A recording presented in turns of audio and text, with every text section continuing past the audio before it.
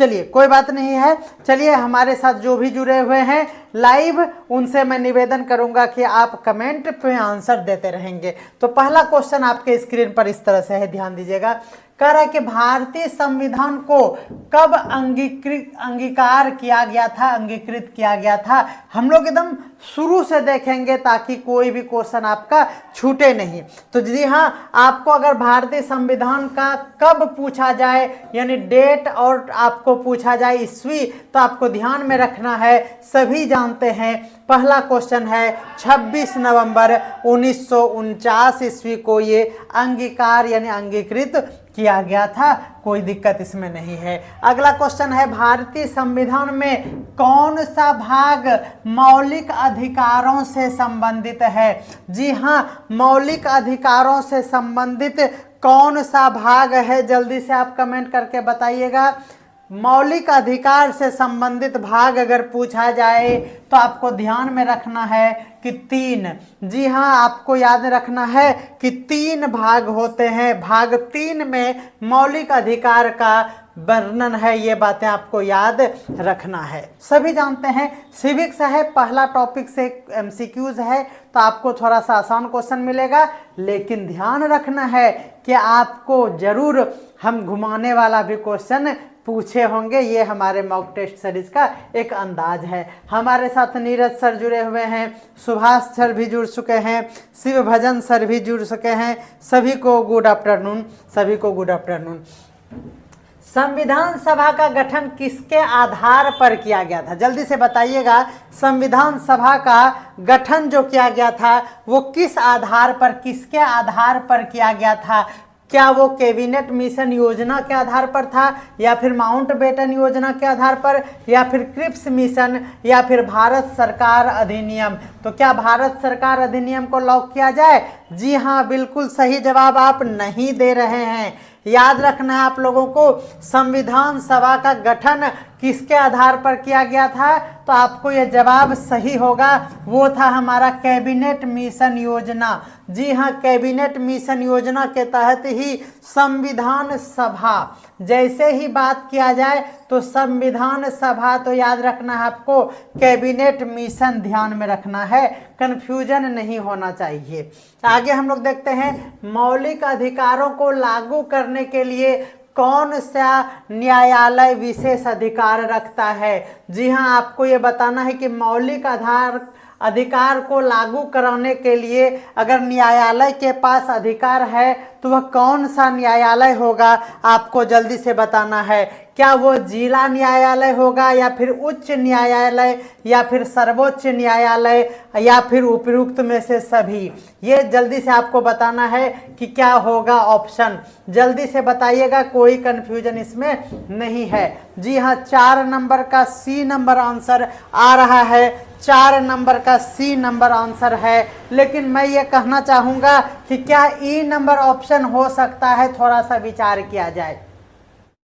ई number पर Neeraj sir विचार कीजिए, प्रशांत सर आप भी थोड़ा ई नंबर पर फोकस अगर करेंगे तो क्या उच्च न्यायालय भी, तो बिल्कुल सही जवाब होगा ये उच्च न्यायालय भी और सर्वोच्च न्यायालय भी, यानी ई नंबर हो सकता है। बिल्कुल नहीं, ई नंबर ही आपका सही जवाब है। ये उच्च न्यायालय भी कर सकता है और सर्वोच्च न्यायालय तो करेगा ही। 4 का ई नहीं होगा, 4 का ई नहीं होगा, ऐसा कैसे हो सकता है गुरुजी? जल्दी से सर थोड़ा सा इस पर कन्फर्म मोहर लगाया जाए। ये ई नंबर सही होगा, ये भी और ये भी दोनों होगा। जल्दी से बताया जाए कि देखिए मौलिक अधिकार है, यहाँ पे इस बात को थोड़ा सा ध्यान देना है कि मौलिक अधिकार का हनन अगर हो रहा है तो हम लोग सीधा सुप्रीम कोर्ट क्यों जाएंगे? हमारा हाई कोर्ट में भी तो अगर हनन है तो वहाँ पे भी हम जाएंगे, और अगर मसला यहीं पे सलट रहा है तो उच्च न्यायालय में भी हो सकता है, और सर्वोच्च न्यायालय तो अंतिम में हम लोग जाएंगे, इसीलिए दोनों होगा, कोई दिक्कत नहीं है। यही गलती से बचना है आपको, इसी तरह का मिस्टेक आप करेंगे और आपको पता है कि आज हम गोरे चिट्टे हो गए हैं।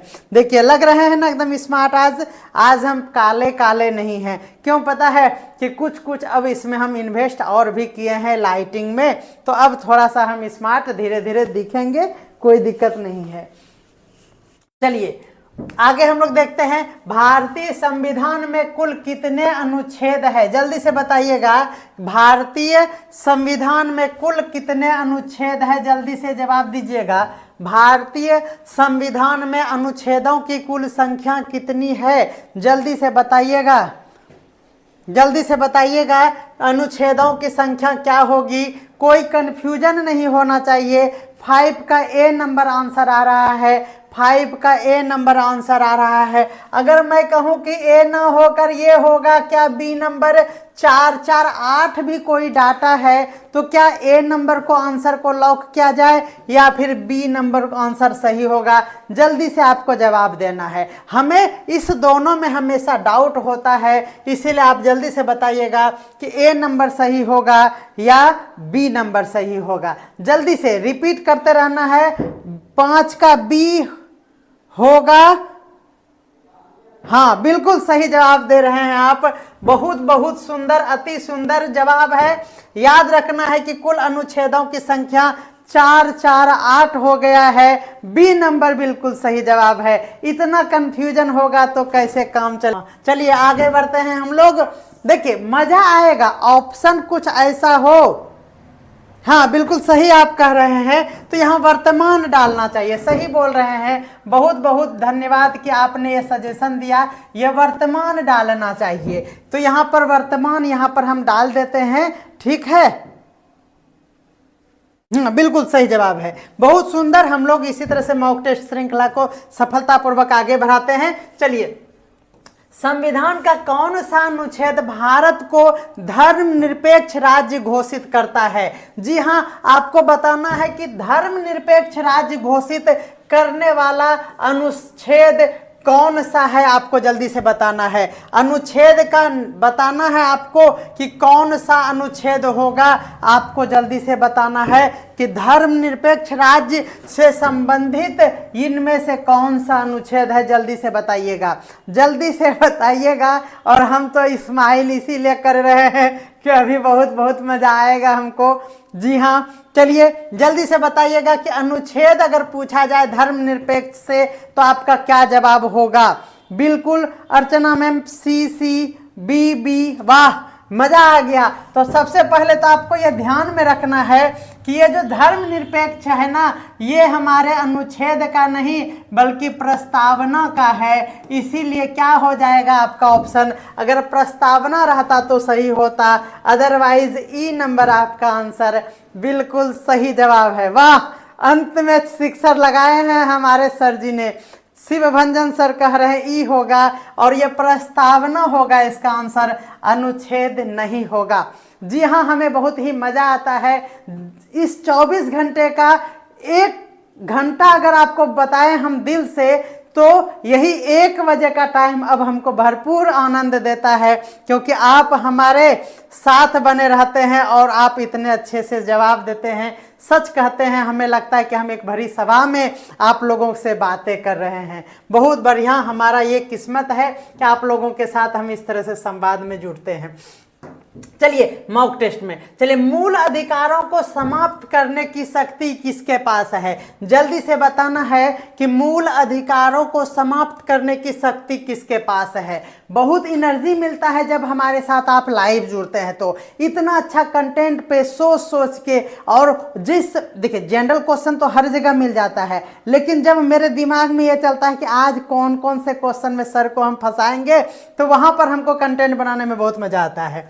तो जल्दी से बताइएगा कि मूल अधिकारों को समाप्त करने का शक्ति किसके पास है। मूल अधिकारों को समाप्त किया जा सकता है, किसके द्वारा किया जा सकता है, जल्दी से बताइएगा।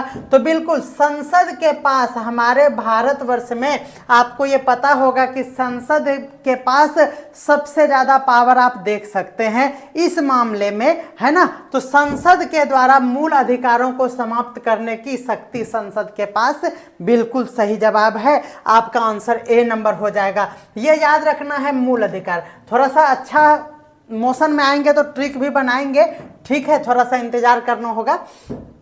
भारतीय संविधान के नीति निर्देशक तत्वों, जी हां ध्यान देना है, नीति निर्देशक तत्वों का उद्देश्य क्या है ये बताना है आप लोगों को। नीति निर्देश तत्वों से क्या समझते हैं, उसका क्या उद्देश्य है, क्या वो सामाजिक और आर्थिक न्याय को बढ़ावा देता है या फिर वो मौलिक अधिकारों की रक्षा करने के लिए है नीति निर्देशक तत्व, या फिर संसद अधिकारों को सीमित करता है हमारा नीति निर्देशक तत्व, या फिर वो संघीय ढांचे को क्या करता है, कमजोर। तो कमजोर नहीं करेगा, सीमित नहीं करेगा, ठीक है ना। ये दोनों तो एकदम छट गया।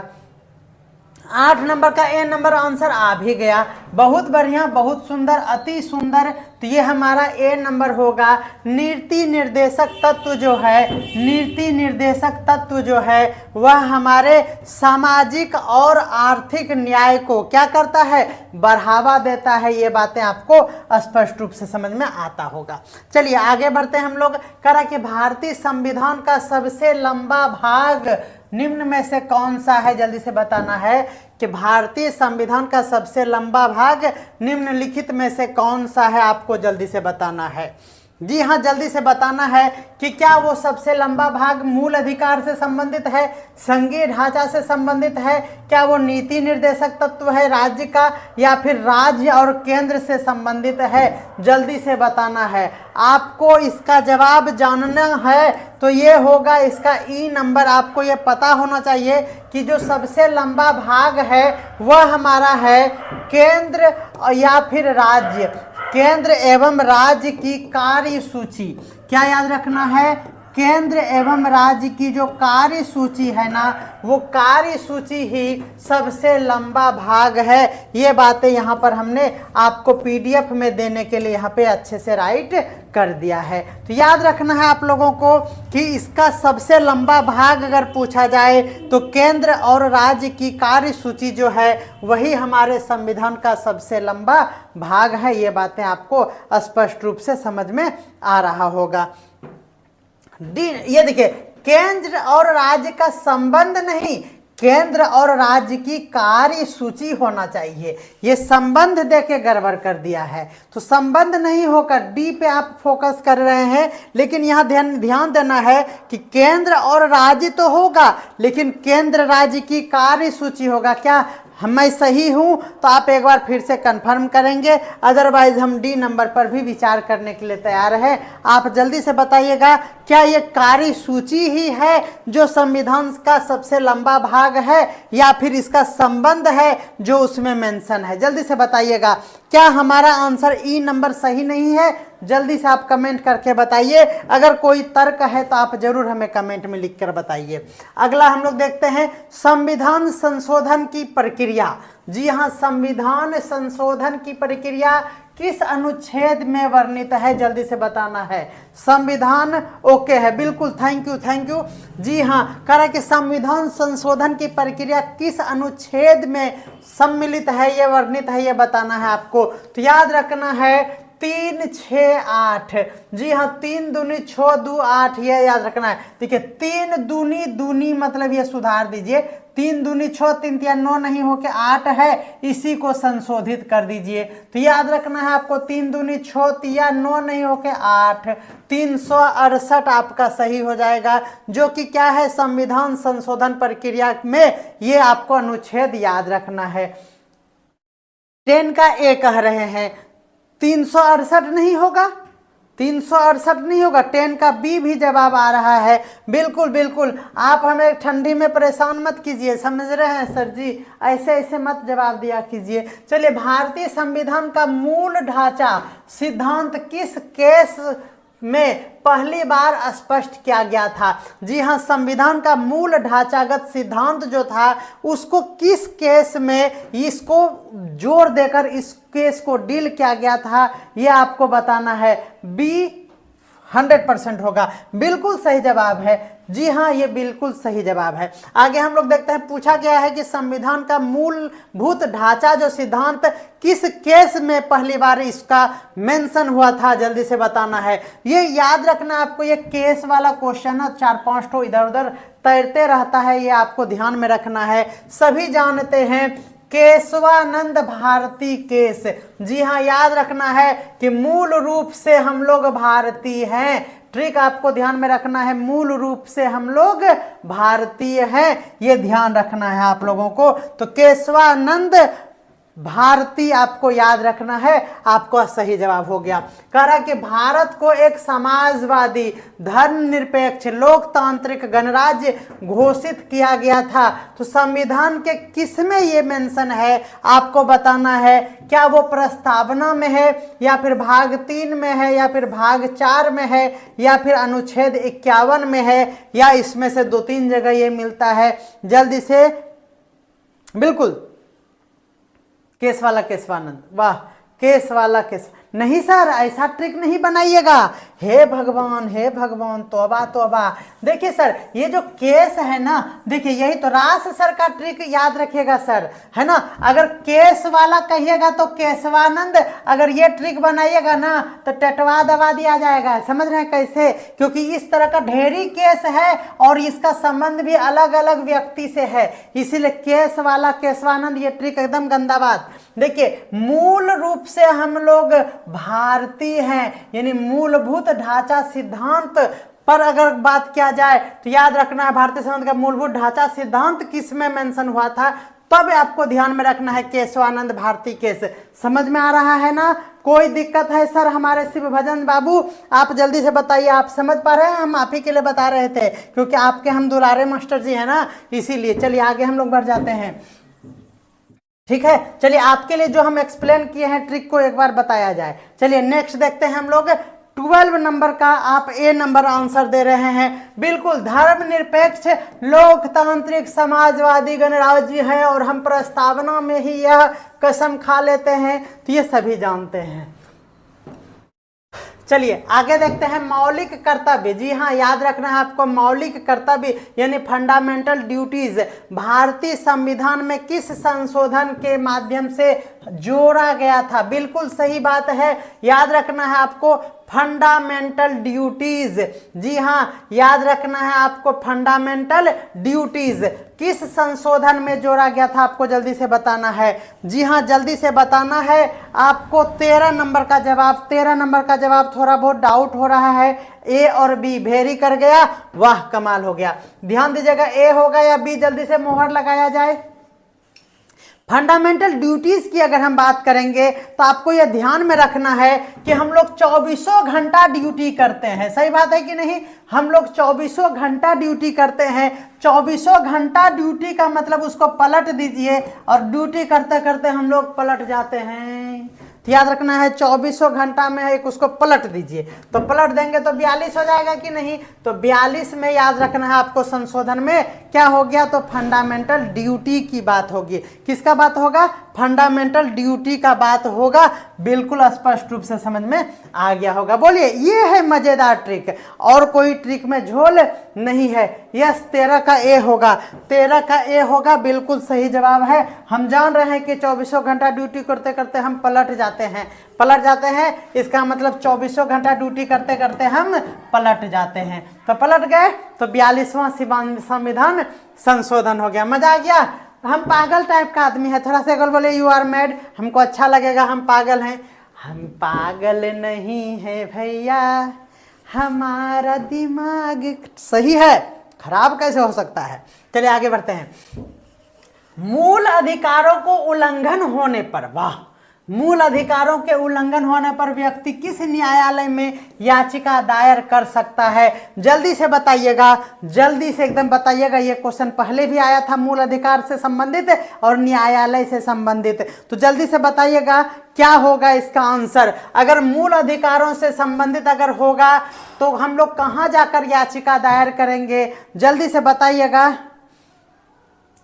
जी हाँ, जल्दी से बताएगा। तो अभी जस्ट बताए थे कि अगर मूल अधिकारों का हनन होगा तो हम सुप्रीम कोर्ट जाएंगे, दिल्ली जाएंगे, मारेंगे, कंटाप झाड़ देंगे। हम लोग तुरंत जाएंगे अपना हाई कोर्ट, और हाई कोर्ट में भी अगर नहीं हमको गुदानेगा ना, तब हम सुप्रीम कोर्ट का दरवाजा खटखटाएंगे। यानी ये हो जाएगा बी और सी, दैट मीन्स ई नंबर आपका ऑप्शन बिल्कुल सही जवाब है, बिल्कुल बेहतरीन जवाब है। आगे हम लोग बढ़ते हैं। आपको ट्रिक से भी याद होगा, एक भी क्वेश्चन गलत नहीं होगा, एकदम चैलेंज आपको। तो हम ये कहेंगे ना कि हाथ जोड़ के आप आपके यहाँ जो भी कंपटीशन की तैयारी करने वाले बच्चे हैं ना, उनको भी ये वीडियो दीजिए और उनको बोलिए कि राज सर का क्लास करो, कोई कन्फ्यूजन नहीं होगा और 1 साल में नौकरी पक्की। हमारा भले नहीं हुआ क्योंकि हमारा दिमाग यही सब में चलते रह गया, पढ़ना कुछ था, पढ़ते रहे कुछ, तो इसीलिए गड़बड़ा गया मेरा जिंदगी, है ना। और बैंकिंग का तैयारी करने के कारण क्या हुआ कि मेरा क्या हो गया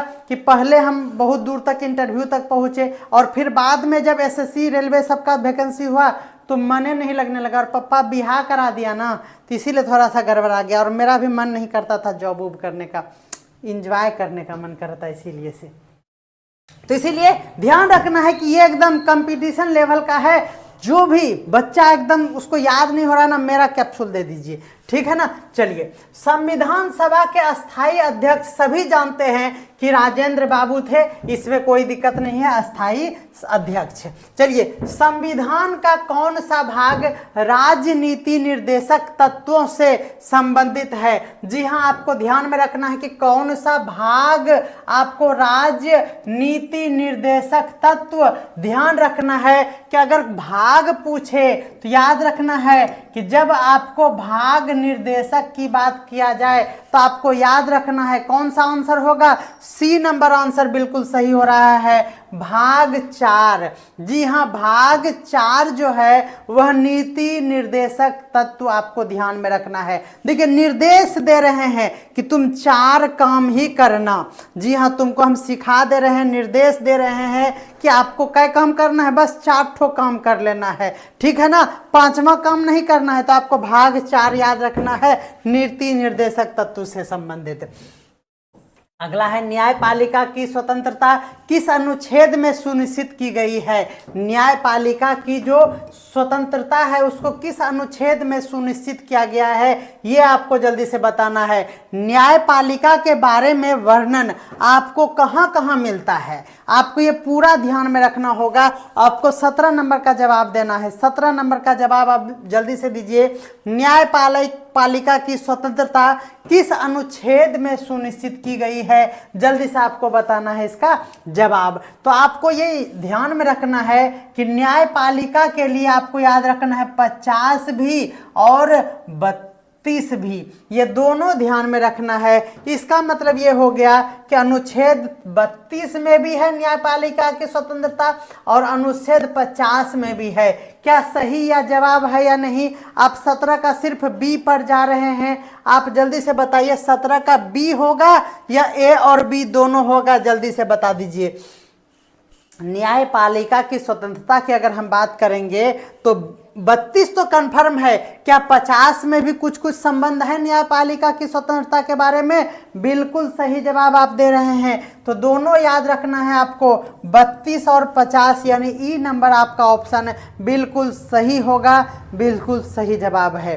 कोई दिक्कत है अर्चना मैम? थोड़ा सा बताया जी है कि आपको क्या कंफ्यूजन हो रहा है। अगला हम लोग ध्यान देखते हैं, कह रहा कि भारतीय संविधान की संरचना में, ध्यान देना है, भारतीय संविधान की संरचना में किसका प्रभाव सबसे अधिक है? जी हाँ, जल्दी से बताइएगा। आपको ये पता लगाना है, बताना है कि भारतीय संविधान की जब संरचना हो रही थी उस समय उस पर सबसे ज़्यादा किसका प्रभाव था? तो आप सभी जानते हैं कि हमारा जो संविधान लिखाया है उसमें ब्रिटिश संविधान से ये था, क्योंकि आप सभी जानते हैं ब्रिटिश संविधान के साथ साथ आपको ये भी ध्यान में रखना है कि आयरिश संविधान से भी बहुत सारे चीज हमारे इस संविधान में सम्मिलित है, हमारे संविधान में सम्मिलित है। तो बिल्कुल सही जवाब है 18 का ए भी होगा और 18 का सी भी होगा। यानी किसका प्रभाव सबसे अधिक पूछा जाए तो आपको ध्यान में रखना है ब्रिटिश संविधान के साथ साथ आयरिश संविधान। और हम लोग क्या ई नंबर पर जाएंगे या फिर इस दोनों में भी एक को हम लोग सुपेरियर मानेंगे? जल्दी से कमेंट करके बताइए। 18 नंबर का जवाब ई दिया जाए या फिर हम लोग इस दोनों में से किसी एक को सुपेरियर मान लें? आपको जल्दी से बताना है, जल्दी से जवाब देना है। आपको हम थोड़ा सा कंफ्यूज कर रहे हैं क्योंकि यहाँ लिखा है कि भारतीय संविधान के संरचना में किसका प्रभाव सबसे अधिक है। ई नंबर आंसर बिल्कुल सही जवाब जा रहा है। तो याद रखना है कि ब्रिटिश संविधान से तो आप जान ही रहे हैं कि उसी का प्रभाव था, और इसमें आयरिश संविधान से भी बहुत कुछ लिया गया है, इसीलिए सबसे अधिक पूछ रहा है, इसीलिए ए नंबर होगा। बिल्कुल सही जवाब, इसीलिए तो हम इस पे डाउट क्रिएट कर रहे हैं कि आप जल्दी से बताइएगा। सबसे अधिक पूछा है तो आपका ब्रिटिश संविधान होगा, ये बातें आपको स्पष्ट रूप से समझ में आ रहा होगा। बिल्कुल सही जवाब है। चलिए, संविधान के किस अनुच्छेद में संवैधानिक संशोधन का प्रावधान है? जी हाँ, संविधान में हम लोग संवैधानिक रूप से संशोधन कर सकते हैं, यह किस अनुच्छेद में है? तो संवैधानिक संशोधन की बात आपको हम बताए थे कि 3 दूनी 6 और 3 तिया 9 नहीं करके आप संशोधित करके 8 कर दीजिए। ये ट्रिक आपको बहुत ही अच्छा लगेगा। संविधान संशोधन करना है, 3 दूनी 6, 3 तिया 9 नहीं, संशोधित करके 1 कम कर दीजिए। तो 3 6 8 संविधान संशोधन ध्यान में रखना है आप लोगों को। आगे चलते हैं। हम लोग कह रहा है कि समान नागरिक संहिता, जी हाँ, समान नागरिक संहिता लागू करने का प्रावधान किस अनुच्छेद में है? जल्दी से बताना है। समान नागरिक संहिता लागू करने का प्रावधान किस अनुच्छेद में है, ये जल्दी से बताना है। तो संविधान समान नागरिक संहिता की बात करें तो याद रखना है समान नागरिक है। समान मतलब 4 और 4 दोनों एक समान है कि नहीं है? तो 4 4 इज कॉल्ड समान। तो अनुच्छेद 44 आपको ध्यान में रखना है कि ये क्या हो जाएगा हमारा? ये हो जाएगा समान नागरिक संहिता, ये हो जाएगा हमारा अनुच्छेद 44। ठीक है, नेक्स्ट क्वेश्चन पे आप फोकस कीजिए। कह रहा है कि संविधान के किस अनुच्छेद के तहत संसद को भारत के क्षेत्र में नए राज्य बनाने का अधिकार प्राप्त है? किस अनुच्छेद में नया राज्य बनाने का अधिकार मेंशन है, उस अनुच्छेद का नाम आपको बताना है।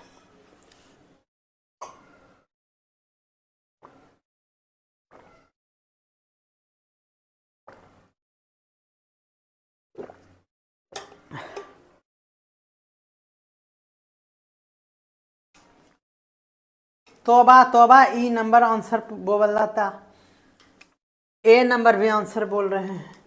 बच्चा को डरा रहे हैं। 21 नंबर का बताइए।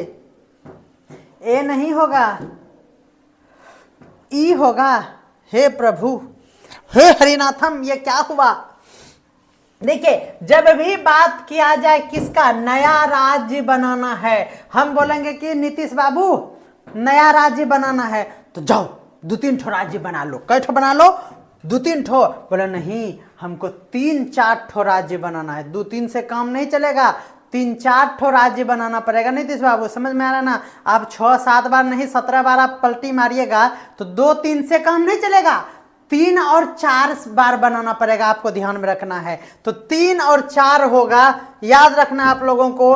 3 और 4 में जो है आपको ध्यान में रखना है कि राज्य नया बनाना है। याद रखना है कि अनुच्छेद के तहत संसद को भारत के क्षेत्र में नया राज्य बनाने का अधिकार अनुच्छेद नंबर 3 और 4। जी हाँ, ABCD सब। अरे वाह, हम तो ये कह रहे हैं कि 3 और 4 होगा, यानी ई नंबर ऑप्शन बिल्कुल सही है। अगर आप 2 और 5 को भी कह रहे हैं तो बिल्कुल सही जवाब नहीं है। आपका आंसर ई नंबर जा रहा है। 3 और 4 जल्दी से बताया जाए, क्या 3 और 4 ही होगा?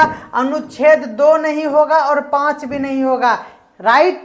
जल्दी से बताइए कि ये बी और सी होगा कि नहीं। टाइप कीजिए बी और सी। ठीक है, कह रहा कि भारत में संसद को विशेष अधिकार, याद रखना है, संसद के विशेषाधिकार का उल्लेख किस अनुच्छेद में है? जी हाँ, जल्दी से बताना है। संसद के विशेषाधिकार, जी हाँ, संसद के विशेषाधिकार का उल्लेख किस अनुच्छेद में है आपको बताना है। जी हाँ, जल्दी से बताना है। संसद के विशेषाधिकार की अगर बात करें तो 105 याद रखना है और 194 याद रखना है। ये दोनों आपको ध्यान में रखना होगा, 105 भी और 194 भी। इसका मतलब ये हो गया कि हमारा ए और बी दोनों सही है। ए और बी के लिए हम लोगों का आंसर ई नंबर बिल्कुल सही है और ई नंबर ही आप लोगों का सही है और ई नंबर का ही हमारे इस क्लास सेशन में उद्देश्य रहता है कि आपको इस तरह के क्वेश्चंस दिया जाए जो कि आप थोड़ा सा कंफ्यूज रहें ई नंबर के चलते, जो भी हम लोग परेशान होते हैं एग्जाम में।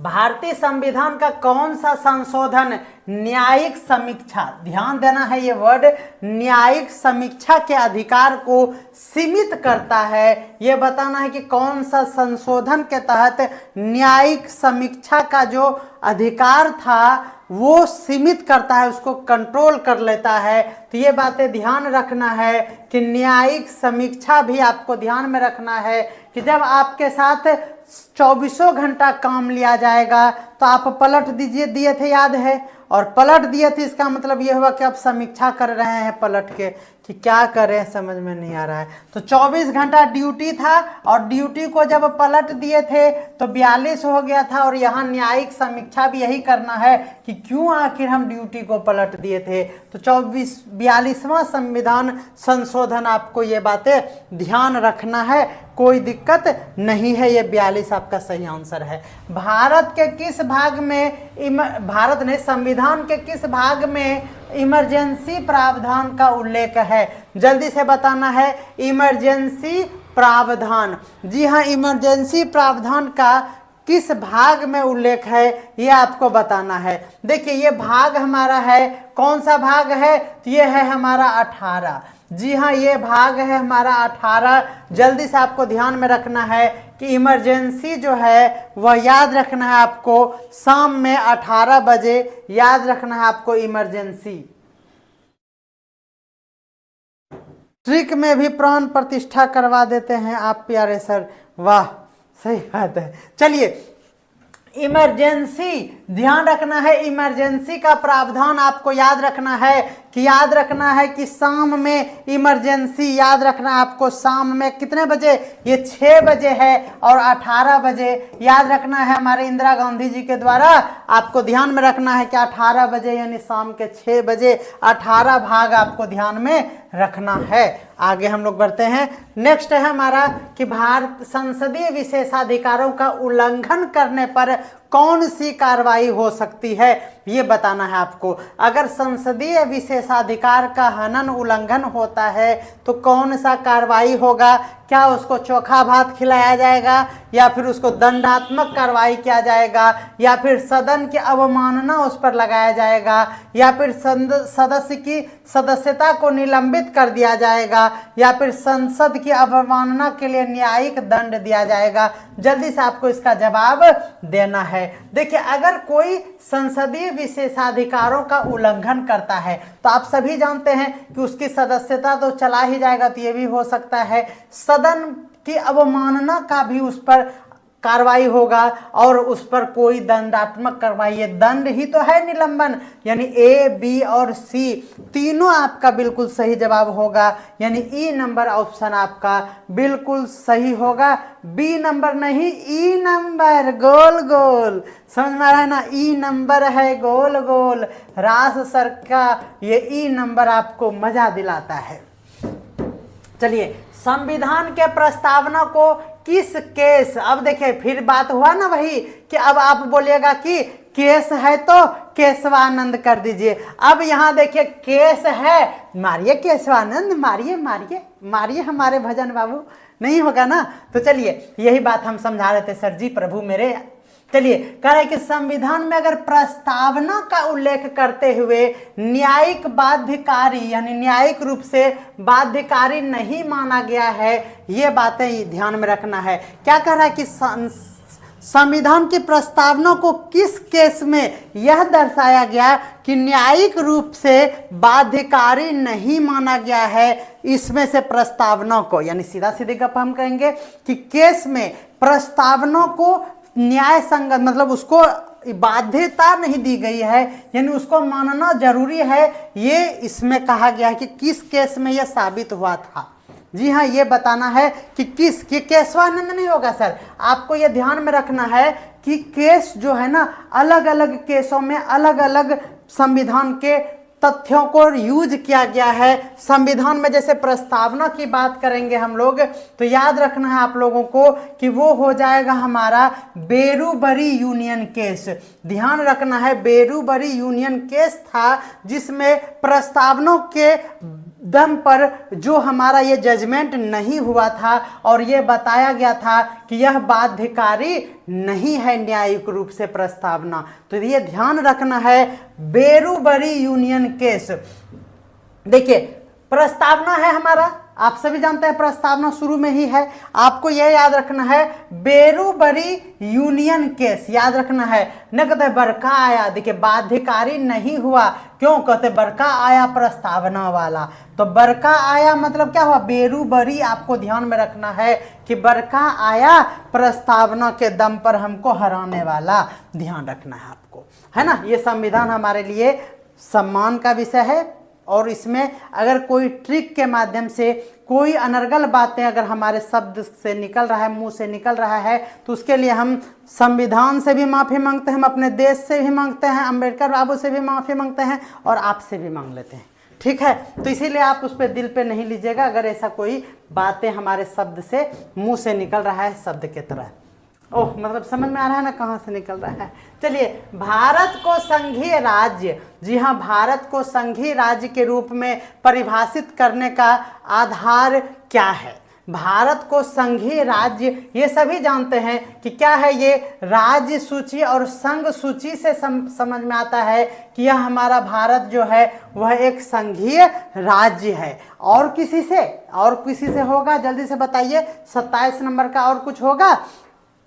तो दूसरा ये भी होगा कि शक्तियों का जो पृथक्करण है, जी हाँ, शक्तियों का जो बंटवारा है, उससे भी हमें समझ में आता है कि हमारा भारत जो है एक संघीय राज्य है। जी हाँ, दो बातें हो गया। अगला ये भी है हमारा वित्तीय और प्रशासनिक स्वायत्तता भी जो है, आप सभी जानते हैं कि राज्य में अलग, और आपको ये भी ध्यान में रखना है कि वित्तीय और प्रशासनिक स्वायत्तता भी है। इसके कारण भी हम लोग ये जान पाते हैं कि भारत एक संघीय राज्य है। तो यहाँ ए भी होगा, बी भी होगा और डी भी होगा, इसीलिए आपका आंसर ई नंबर बिल्कुल सही है। बिल्कुल सही जवाब है, ई नंबर भी आंसर सही है। अब ई नंबर के चक्कर में नहीं रहना है, ऐसा नहीं कि सिर्फ ई ही मार देंगे, है ना। चलिए, संविधान के अनुच्छेद देखिए, हा क्या ट्रिक है, 3 का 3, 3 दूनी 6, 3 तिया 9 नहीं 8, वाह। में कौन सी विधेयक संशोधन प्रक्रिया का उल्लेख नहीं किया गया है? नहीं किया गया का मतलब समझ में आ रहा है ना।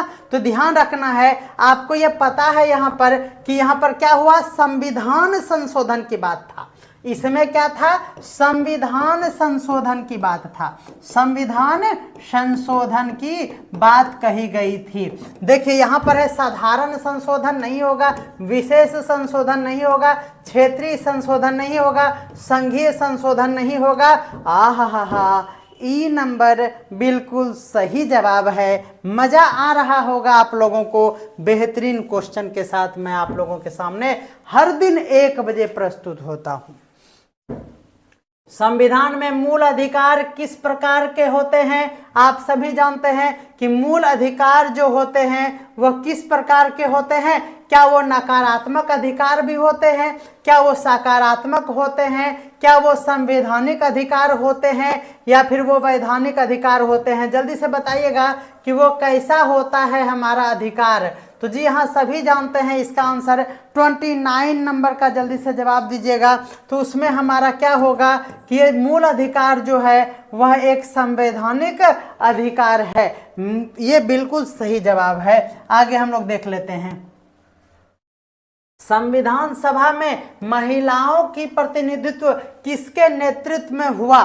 जी हाँ, संविधान सभा में महिलाओं का प्रतिनिधित्व किसके नेतृत्व में हुआ मतलब पास्ट में आपको बताना है कि किसके नेतृत्व में हुआ था। 30 का जल्दी से बताइएगा। क्या वो सरोजनी नायडू के नेतृत्व में महिलाओं का प्रतिनिधित्व किया गया, विजय लक्ष्मी पंडित, दुर्गाबाई देशमुख या फिर कमला चौधरी? ये आपको जवाब देना है, जल्दी से बताना है। यहाँ पर क्वेश्चन थोड़ा सा कंफ्यूज करेगा कि भारतीय संविधान सभा में महिलाओं का प्रतिनिधित्व किसके नेतृत्व में हुआ था। जल्दी से आपको जवाब देना है, सरोजनी नायडू होगा या फिर ये तीनों होगा, ये जल्दी से आप बताइएगा। सरोजनी नायडू के साथ साथ विजय लक्ष्मी पंडित जी का भी नाम लेना है आपको, और दुर्गाबाई देशमुख का भी नाम ध्यान में रखना है। तो ए नंबर तो सभी जानते हैं क्योंकि इसके साथ ये दोनों का नाम भी जुड़ा हुआ है, तो ई नंबर आंसर इसका बिल्कुल सही जवाब है। एम आई राइट? तो जल्दी से 30 नंबर पर मुहर लगाएंगे कि संविधान सभा में महिलाओं का प्रतिनिधित्व सिर्फ और सिर्फ सरोजनी नायडू नहीं बल्कि उनके साथ विजय लक्ष्मी पंडित और दुर्गाबाई देशमुख भी उसमें शामिल थे। ये बातें आपको याद रख लेना है। बिल्कुल सही बात है। संविधान में संवैधानिक संशोधन की प्रक्रिया किससे प्रेरित था? बहुत बढ़िया इंपॉर्टेंट क्वेश्चन। संवैधानिक संशोधन जो है वह किससे प्रेरित था? क्या वो अमेरिका के संविधान से, क्या वो दक्षिण अफ्रीका से, क्या वो आयरिश से, या फिर क्या करना है आपको, या फिर ब्रिटिश संविधान से? देखिए, संविधान में संशोधन करना है। जी हाँ, संविधान संशोधन है। और आयरिश से समझ में आता है, आई से आंख हो गया, आई, और आईलाइनर जब लगाइएगा ना, आईलाइनर जब लगाइएगा तो उसको फिर पोंछ के संशोधित कर सकते हैं। सही बात है कि नहीं?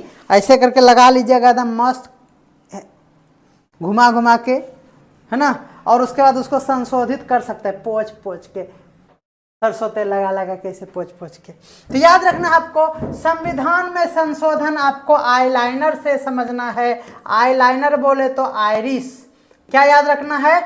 आयरिश, यानी आयरिश आपका बिल्कुल सही जवाब हो जाएगा। आयरिश से संबंधित है हमारा संविधान संशोधन। जी हाँ, ध्यान रखना है।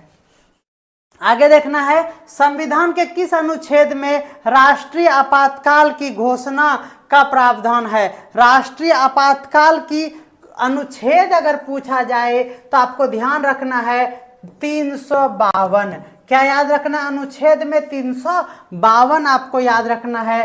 राष्ट्रीय आपातकाल की बात करें तो 352 आपको ध्यान में, 356 है, क्या कह रहे हैं आप? 356 हो गया 352? जल्दी से बताइएगा, 356 होगा या 352? 352 होगा सर। चलिए आगे देखते हैं। कह रहा है कि अध्यक्षीय शासन प्रणाली का उल्लेख भारतीय संविधान के किस प्रावधान में है, यानी किस अनुच्छेद में है? जी हाँ, अध्यक्षीय शासन प्रणाली का उल्लेख किस में है? तो ये याद रखना आप लोग को 356। इधर भी हमारा 352 था, ध्यान में रखना है, और 356 में जो है वह अध्यक्षीय याद रखना है। अगर आपको अध्यक्ष बनना है तो 56 इंची का सीना रखना पड़ेगा, ठीक है ना। यदि आपको क्या बनना है, अध्यक्ष बनना है, तो आपको 56 इंची का सीना रखना पड़ेगा। ध्यान रखना है 356। चलिए आगे हम लोग देखते हैं। अगला है हमारा, संविधान का संरक्षक किसे कहा गया है? तो सभी जानते हैं कि सर्वोच्च न्यायालय जो है वो संविधान के संरक्षण के रूप में कार्य कर रहे हैं। भारतीय संविधान में संघीय ढांचे का उल्लेख किस सूची में है? तो संघीय ढांचा जो है वह तीनों सूची का, राज्य सूची, संघ सूची और समवर्ती सूची, तीनों का हिस्सा है। इसीलिए आपका ई नंबर आंसर बिल्कुल सही है। आगे हम लोग देखते हैं। कह रहा है कि विधायिका और कार्यपालिका के बीच संतुलन बनाए रखने का कार्य किसके द्वारा किया जाता है? जी हाँ, विधायिका और कार्यपालिका के बीच संतुलन बनाए रखने का कार्य कौन करता है? तो सभी जानते हैं विधायिका और कार्यपालिका के बीच संबंध की अगर बात करें, संतुलन की बात करें, तो वो है हमारे सर्वोच्च न्यायालय। अगला है हमारा संविधान के किस अनुच्छेद में पंचायती राज व्यवस्था, जी हाँ, किस अनुच्छेद में पंचायती राज व्यवस्था आपको ध्यान में रखना है।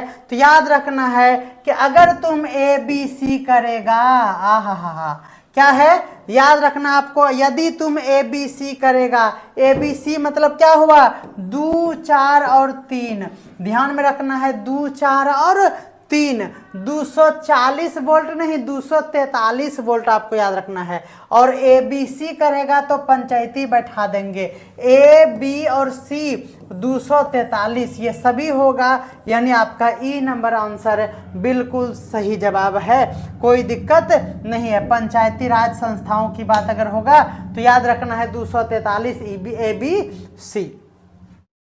राज्यपाल को किस अनुच्छेद के तहत विधानसभा भंग करने का एकाधिकार प्राप्त है, ये बताना है आपको। राज्यपाल को किस अनुच्छेद के तहत विधानसभा को भंग करने का अधिकार प्राप्त है, तो याद रखना है 17(4), जी हाँ 174, याद रखना है राज्यपाल, जी हाँ आपको ध्यान में रखना है कि राज्यपाल जो है 17(4), ध्यान में रखना है कि वो विधानसभा को क्या करेगा, भंग कर सकता है, कोई दिक्कत है।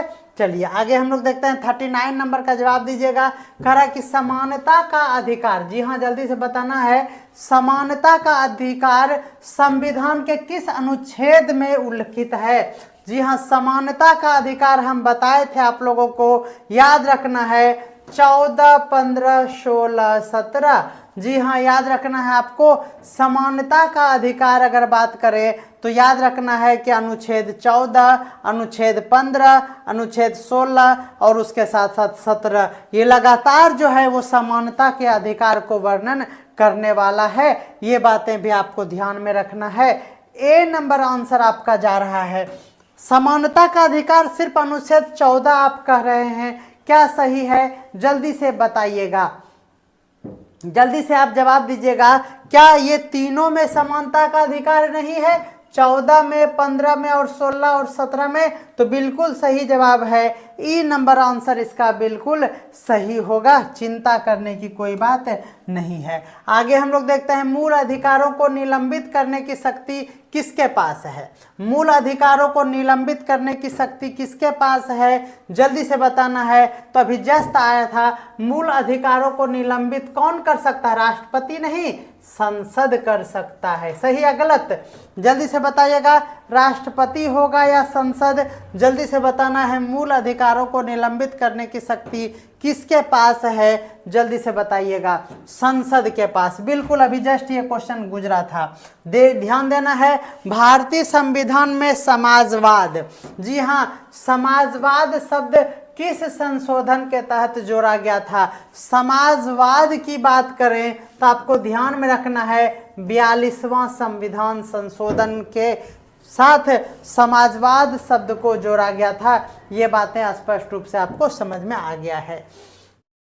न्यायिक सक्रियता, जी हाँ का मुख्य उद्देश्य निम्नलिखित में से क्या है, जल्दी से बताना है। न्यायिक सक्रियता की अगर बात करें तो आपको ध्यान रखना है कि न्यायिक सक्रियता में नागरिकों के अधिकारों की रक्षा करना ये सम्मिलित है, ये बातें ध्यान में रखना है आप लोगों को। आगे हम लोग देखते हैं संविधान में मौलिक कर्तव्यों की बात अगर की जाए तो आपको ध्यान में रखना है कि मौलिक कर्तव्यों में अगर भाग पूछा जाए, जी हाँ भाग पूछा जाए तो आपको याद रखना है भाग 4, अभी 4 तो आया था, और 4 में भी आपको ए ध्यान में रखना है। भाग 4 का ट्रिक बता दिए थे, 4A आपको ध्यान में रखना है, भाग 4A होगा, 4 नहीं, 4 अगर है और 4A है तो याद रखना है भाग 4 का ए में आपको ध्यान में रखना है, ठीक है ना।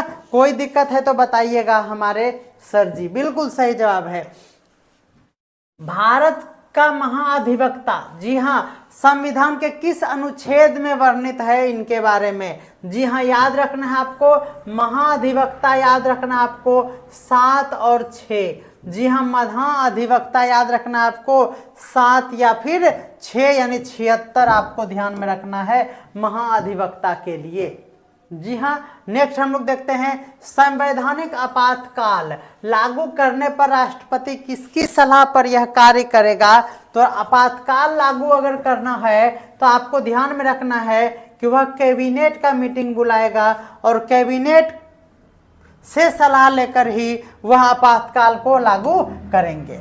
आगे हम लोग ध्यान देते हैं संविधान के किस भाग में आर्थिक और सामाजिक लोकतंत्र का वर्णन है। तो जस्ट हम बताए थे आर्थिक और सामाजिक की बात अगर करें तो क्या होगा, आर्थिक और सामाजिक जो है वह राज्य के नीति निर्देशक तत्व के साथ साथ प्रस्तावना का है क्या, नहीं, ध्यान देना है। 46 का जवाब आप जल्दी से कमेंट करके बताइए, 46 का क्या होगा जवाब आपको जल्दी से देना है। 46 का जवाब आपको जल्दी से कमेंट में देना है। संविधान के किस भाग में आर्थिक और सामाजिक लोकतंत्र की बात कही गई है, जल्दी से बताइएगा 46 का आंसर क्या होगा। 46 का जवाब जल्दी से दीजिए। एक भी आंसर नहीं आ रहा है सही, जल्दी से जवाब दीजिएगा। 46 का जवाब देना है। 46 का बी होगा, 46 का बी होगा मौलिक अधिकार। कह रहा है कि संविधान के किस भाग में आर्थिक और सामाजिक लोकतंत्र की बात कही गई है, बी तो नहीं होगा, सी होगा। बिल्कुल सही जवाब है सी नंबर, आपका आंसर बिल्कुल सही है। कोई दिक्कत है तो जल्दी से बताइएगा। अनुराधा दीपांकर मैम आप बी नंबर जवाब दे रहे हैं, थोड़ा सा कंफर्म किया जाए कि वो सी नंबर होगा या बी होगा, या फिर आपके मन में प्रस्तावना आ रहा है, जल्दी से बता दीजिए, जल्दी से कमेंट करके बता दीजिए 46 का क्या होगा। हम सी नंबर को लॉक कर रहे हैं। चलिए आगे हम लोग बढ़ते हैं। भारतीय संविधान में संवैधानिक उपचार का अधिकार, जी हाँ ध्यान रखना है इसको, संवैधानिक उपचार का अधिकार किस अनुच्छेद में है। तो ध्यान रखना है आपको, संवैधानिक उपचार के लिए आपको 32 और क्या याद रखना है आपको, तो जल्दी से बताना है आपको 32 होगा या नहीं। तो बिल्कुल 32 होगा, ध्यान में रखना है आप लोगों को संवैधानिक उपचार की बातें। आगे ध्यान देते हैं भारतीय संविधान के किस अनुच्छेद में, जी हाँ भारतीय संविधान के किस अनुच्छेद में लोकसभा के विघटन का प्रस्ताव है। जी हाँ, अगर किस अनुच्छेद में लोकसभा के विघटन की प्रावधान है तो ध्यान में रखना है वो हमारा 83 भी है और 85 भी है। जी हाँ 83 नंबर और 85 नंबर अनुच्छेद आपको ध्यान में रखना है कि क्या हो जाएगा, 48 का ई नंबर आपका आंसर बिल्कुल सही जवाब हो जाएगा। और 47 का ई नंबर आंसर, 47 का ई होगा संवैधानिक उपचार, 47 का ई होगा। सही जा रहे हैं, हमें भी डाउट है, थोड़ा सा यहाँ देखा जाए 47 में संवैधानिक उपचार, 32 में तो है, क्या 226 में भी है, थोड़ा इसको आप थोड़ा सा बताएंगे जल्दी से, आप कमेंट करके जल्दी से बताएंगे कि क्या 47 का ई नंबर ऑप्शन जा रहा है, डी नंबर भी आंसर सही हो रहा है। अगर ऐसा है तो ई नंबर ऑप्शन आपका बिल्कुल सही हो जाएगा। आप जल्दी से इस पर थोड़ा सा मुहर लगाएंगे और हमें कमेंट करके इसका जवाब देंगे, ठीक है। 47 पे थोड़ा सा एक बार पुनर्विचार किया जाए। जी हाँ, पुनर्विचार आयोग पर उसे भेजा जाए। आयोगों के गठन का प्रावधान संविधान के किस भाग में है, तो आपको बता दिए हैं, पहले एक बार क्वेश्चन आया है, याद रखना है आपको 14 भाग 14 जो है वह क्या है हमारा, तो आयोग के गठन से संबंधित है। भाग 47 का ई होगा, बिल्कुल सही जवाब दे रहे हैं, बिल्कुल सही जवाब है आपका, बिल्कुल। इसको थोड़ा सा बहुत बढ़िया, आप लोगों का ये सहयोग बहुत ही आनंद देता है, बिल्कुल सही जवाब आप कह रहे हैं। यहाँ पे थोड़ा सा कंफ्यूजन रह गया था, तो दोनों होगा। संवैधानिक उपचार की बात है, पहले आपको 32 mg याद रखना है उपचार के लिए, और उसके बाद 226 mg का कैप्सूल आपको देना होगा, तो संवैधानिक उपचार हो जाएगा। तो याद रखना आपको ई नंबर आंसर बिल्कुल सही है। 9 का बी है। और बहुत बहुत आनंद के साथ हम ये 50 नंबर क्वेश्चन तक पहुंच पाते हैं और हमें बहुत ही ज़्यादा प्रसन्नता होती है जब हम लोग 50 नंबर तक सफलतापूर्वक पहुंच जाते हैं। किसी किसी दिन क्या क्या हो जाता है समझ में आता ही है। और आज हम गोरे चिट्टे भी लग रहे हैं। दीपांकर मैम प्रणाम आपको। हम गोरे चिट्टे आज लग रहे हैं कि नहीं? आज हम नहले बानी शैम्पू से, है ना, और कई दिन से नहीं चढ़ले हैं हम टेम्पू पे। तो जल्दी से बताइएगा आज हम गोरे क्यों लग रहे हैं? जल्दी से बताइएगा आज हम गोरे क्यों लग रहे हैं? क्या आपको ऑप्शन देते हैं। आज हम आपसे एक क्वेश्चन पूछते हैं, आपको ऑप्शन भी मिलेगा, आपको चिंता नहीं करना है। रास सर आज गोरे क्यों लग रहे हैं? क्योंकि इतना दिन से हम काले कल उठे लग रहे थे। ऑप्शन देंगे, ठीक है ना? जल्दी से ऑप्शन देखिएगा। क्या आज शैम्पू से नहाए हैं? पहला ऑप्शन है आपको, शैम्पू से नहाए हैं।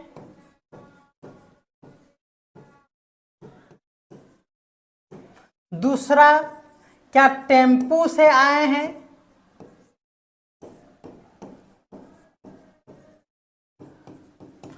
या फिर आपको ऑप्शन दे रहे हैं, क्या आज हम लाइट लगा लिए हैं अच्छा से, लाइट 8 मरकरी लगाए हैं आज।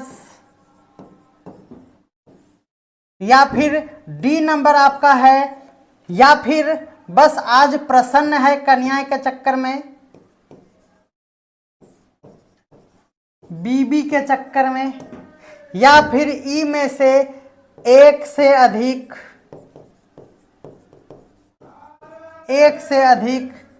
या इनमें से इसमें से कोई नहीं।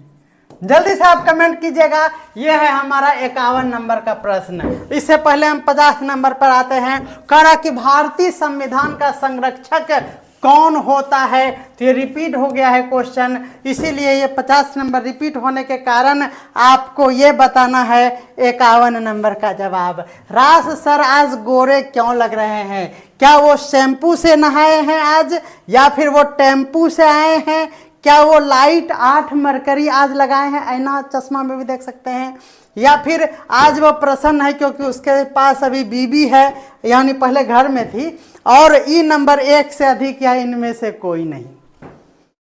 हाँ, ई नंबर ऑप्शन सी और डी। हाँ, अभी बार सही दे रहे हैं। हाँ, अभी बार सही दे रहे हैं। अमर जी बता रहे हैं सी और डी। 51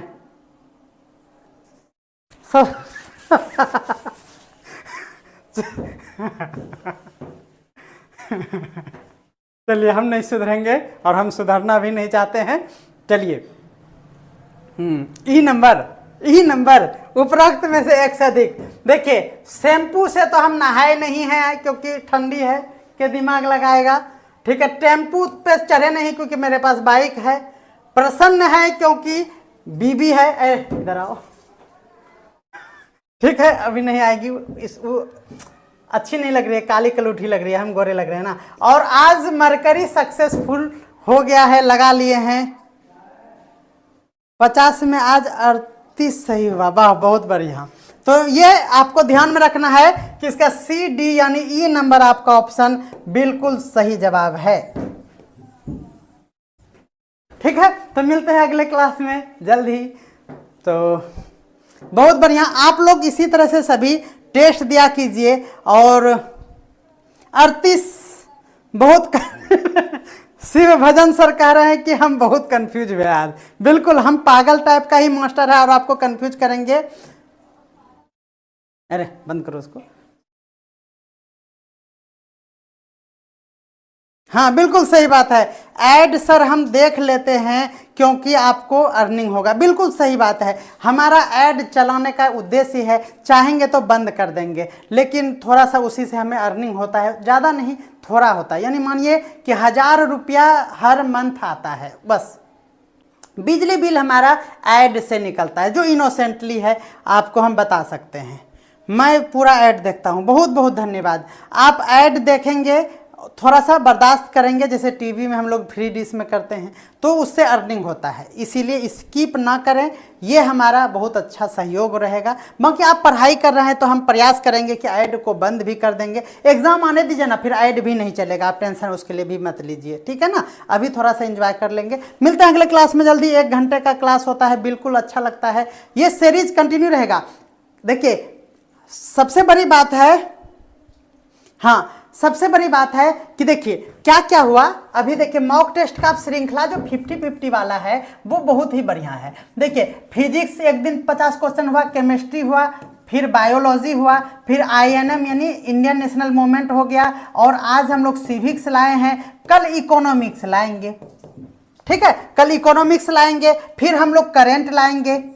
और जब ये 8 सब्जेक्ट हो जाएगा, इसमें मैथ नहीं इंक्लूड करेंगे, मैथ को हम लोग अलग से पढ़ेंगे, ठीक है ना, फिर गर्व आ जाएगा, क्योंकि वो मॉक टेस्ट जैसा नहीं होता है। ये होगा फिर जैसे ही ये 8 सब्जेक्ट, देखिए 1 2 3 4 5 6 7, ये 7 फेरा के बाद फिर हम लोग 7 फेरा लगाएंगे, यानी फिर फिजिक्स का दूसरा चलेगा, इसका दूसरा चलेगा, दूसरा दूसरा दूसरा चलेगा, फिर रिपीट जब करेंगे तो तीसरा तीसरा तीसरा होगा, और थंबनेल पर आप इसी तरह से देख पाएंगे। देखिए आपको कोई कंफ्यूजन नहीं होगा। ये देखिए यहाँ पर हम यहाँ लिख देते हैं आप लोगों के लिए, यहाँ पर कितना अच्छा सुविधा है ना, यहाँ पर आपको लिख दिए हैं कि ये क्या है हमारा, तो सबका पहला सीरीज है ये देखिए, ये है हमारा पहला सीरीज है। सब में आप फिजिक्स में भी देखेंगे, केमिस्ट्री में भी देखेंगे, ये पहला सीरीज चल रहा है। तो 1 सप्ताह बाद फिर, यानी हम ये प्रयास करेंगे कि हर सप्ताह सोमवार को फिजिक्स हो, मंगल को क्या हो, केमिस्ट्री हो, बुध को क्या हो, समझ में आ गया आपको। हाँ, तो इस तरह से मजे करेंगे सर, ये बहुत अच्छा कलेक्शन है। और मैं ये कहना चाहूँगा कि देखिए अब हम लोग यहाँ पर अलग हो गए हैं, पूरी तरह से संपूर्ण हम अलग हो गए हैं। हम अभी यहाँ पर हमारा टीम नहीं है, हम ही सब कुछ है। और आपको अगर लग रहा है कि हम ही सब कुछ पढ़ा रहे हैं और अच्छे से पढ़ा रहे हैं, तो आप कहीं मत भटकिए। अगर आप रात में लाइव नहीं आएंगे सर, तो हम लाइव नहीं जुड़ पाएंगे आपके साथ, तो हम आपको फिर क्लास नहीं दे पाएंगे। हम अगर आप हमारे लाइव को नहीं लाइक करेंगे, तो हम लाइव फिर रात में नहीं आएंगे, स्पष्ट कह देते हैं। फिर हम दूसरा कोर्स चलाएंगे, क्योंकि यहाँ अर्निंग की कोई बात ही नहीं रही। जितना भी आप पेमेंट किए हैं वो 1 रुपया भी हमारे पास नहीं रहा, 1 रुपया भी नहीं रहा। और हम अब यहाँ पर थोड़ा सा आर्थिक दबाव में जी रहे हैं। आपने देखा कि 1 महीने बाद हम मरकरी खरीद पाए हैं, तो इसीलिए रात में अगर हम लाइव आएंगे तो आप कम से कम, अब हम आपको निःशुल्क क्लास दे रहे हैं, ऐप पे भी फ्री एक्सेस दिए हैं, तो आप हमारे साथ लाइव जुड़िए सर, क्योंकि वहाँ पर भी आपको फ्री मिल रहा है। यूट्यूब पे कोई भी क्लास फ्री रहता है, किसी की ताकतें नहीं है कि उसको पेड कर सकते हैं। हम ओनली मेंबर्स करने का होगा तो, लेकिन वैसा होगा नहीं, क्योंकि व्यूज़ भी हमको चाहिए, ऐड भी चलना ज़रूरी है। तो यहाँ पर वो सिर्फ बेवकूफ़ बनाया जाएगा कि ये सिर्फ ओनली पेड के लिए है, ओनली। यूट्यूब का मतलब 100% फ्री, YouTube का मतलब 100% फ्री, और अगर है तो वो मेंबर है। और जब मेंबर कोई करेगा तो उसको 10 ठो व्यूज़ जाएगा। क्यों? क्योंकि वो 5वां आदमी देख ही नहीं पाएगा, तो व्यूज़ भी चाहिए, क्योंकि हमारा तो मिलियन सब्सक्राइबर नहीं है। तो जब सब्सक्राइबर नहीं है तो ओनली मेंबर हम करेंगे नहीं, क्योंकि हमको व्यूज़ से भी पैसे मिलते हैं। तो हम पब्लिकली छोड़ेंगे और आपको बेवकूफ़ बनाएंगे कि हम ओनली मेंबर्स है, ओनली मेंबर्स है। इसीलिए हम आपको ये कहेंगे कि हम हिम्मत तभी ना करेंगे। अभी 4 बजे भोर से ये 50 क्वेश्चन को कलेक्ट करने में हम सुबह 4 बजे से लगे थे, 12 बजे नहा कर खाना खाए हैं, विश्वास कीजिए। और ये मेहनत हम थ्योरी के लिए भी करना चाहते हैं। आपको हमने थ्योरी क्लास भी पढ़ाया था, INM का 2 थ्योरी पढ़ाए हैं, लेकिन लाइव नहीं जुड़े तो हम हिम्मत नहीं कर पाते हैं कि फिर से हम लाइव शाम में आए, क्योंकि उस टाइम में हम कहीं और जाएंगे तो हम 5-6 हज़ार का ट्यूशन पढ़ा लेते हैं सर, ठीक है ना। इसीलिए हम शाम में अगर उसको छोड़कर आपके साथ लाइव जुड़ेंगे, तो आप हमारे साथ लाइव नहीं आते हैं, तो हमें लगता है कि उधर तो लॉस हुआ ही, इधर भी कोई प्रॉफिट नहीं हुआ। इसीलिए हमारी दर्द भावनाओं को समझें और हमारे साथ लाइव जुड़े, हम आपको पार लगवाएंगे, आप ये विश्वास कीजिए। हमारा 5-5 बुक आ गया है, मिनिमम कॉस्ट पे आ गया है। अब क्या कहूँ, हनुमान जी के जैसा दिल दिखाऊँ चीर के? नहीं दिखाएंगे, कन्या है अभी। चलिए बाय बाय सभी को। हमारी भावनाओं को जरूर समझेंगे आप।